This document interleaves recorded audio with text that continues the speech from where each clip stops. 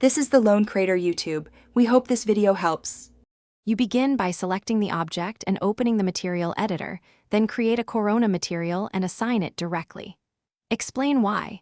Corona material centralizes reflections, subsurface, and color controls so you avoid mismatch settings.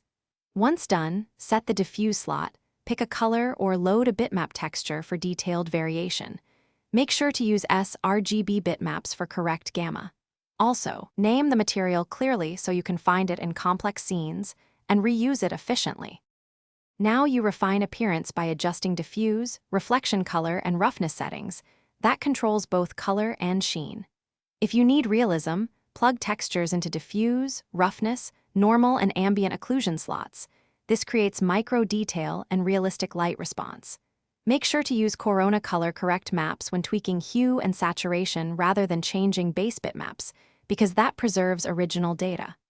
Also, lower roughness for sharp highlights, or increase it if you want velvet-like diffusion. Finish by rendering a small region to preview the adjusted material and compare against reference images. Iterate until satisfied. Once settled, bake complex maps or use Corona multi-map for pattern tiling and randomization across instances. Make sure to lock UVs and check adaptive sampling to save render time. If colors look incorrect, check that your workflow is linear, verify bitmap gamma is sRGB for color maps and 1.0 for non-color data, and confirm no duplicate materials override setting. Thanks for watching. Consider subscribing if we helped you.